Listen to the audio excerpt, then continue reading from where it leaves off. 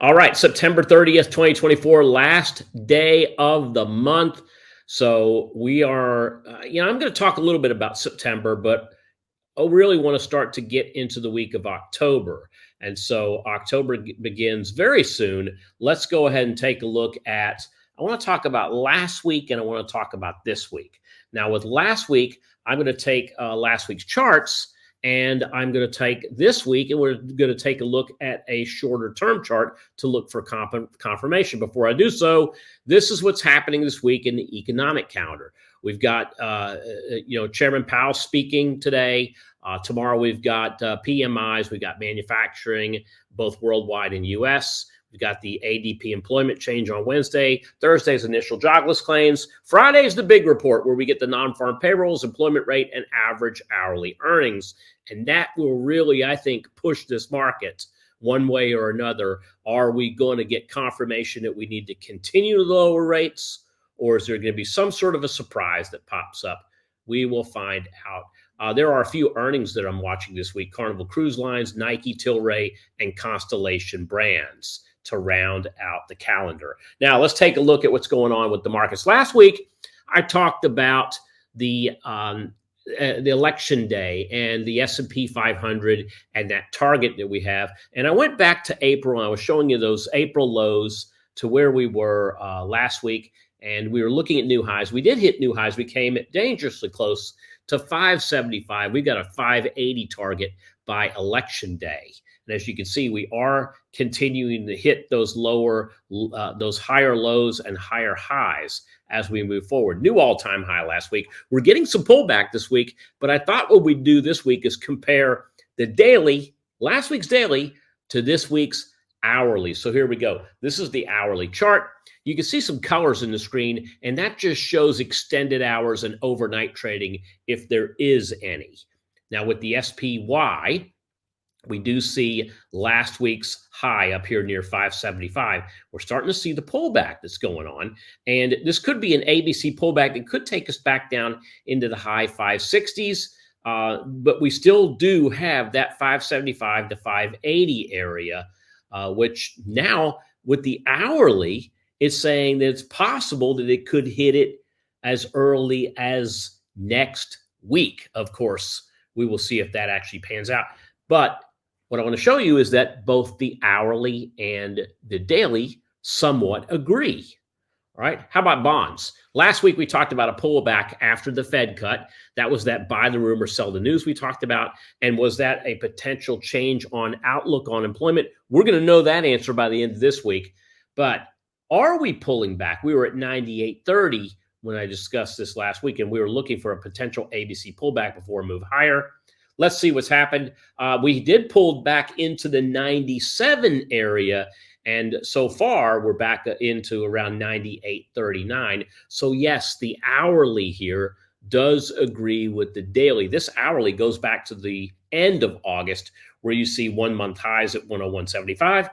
The lows at 97, and here's your mid-month right in the middle at 99.25. Anything below that is considered bearish on the hourly chart, but the hourly and daily in bonds agrees with each other. Let's take a look at oil.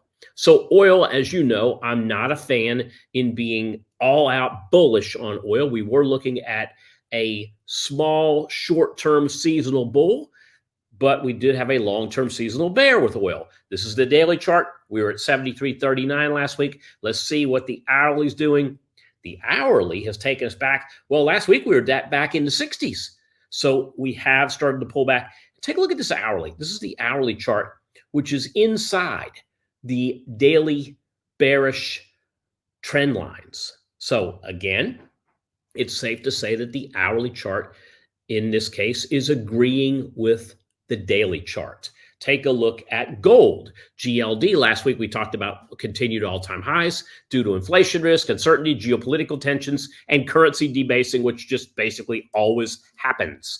If you take a look at, now we had a target of 250, take a look at what the hourly's done since last week, and we did make new highs at 247.50, but since then we started pulling back, and we were back down in the low 240s. This is suggesting that we do pull back maybe a day or two. all right, before we turn around and possibly make another climb up to our target of 250. Bitcoin, the supercharged, I like to call this the racing gas of assets.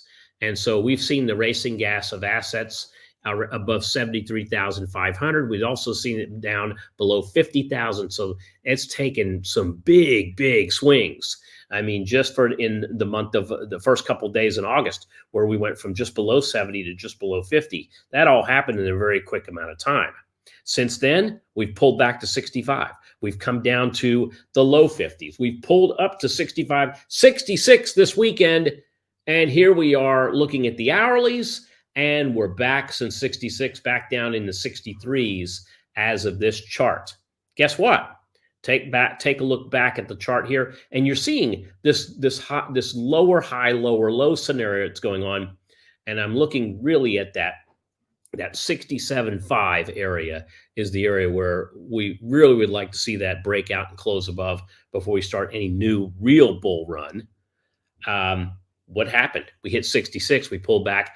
I still think in this case, hourly and daily are agreeing, but I still believe that the breakout remains above 67.5 for BTC.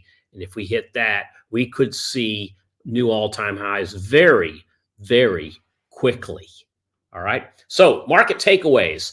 Trends and seasonals are still up into year's end for assets. All right. The hourly charts, for the most part, agree with the daily charts. And the question that I pose to all of you is, will October be an Uptober month? All right. Share your comments with me. I'd love to see what you have to say about that. What do you think? Do you think October is going to be an Uptober? Or do you think that we are going to have an October surprise?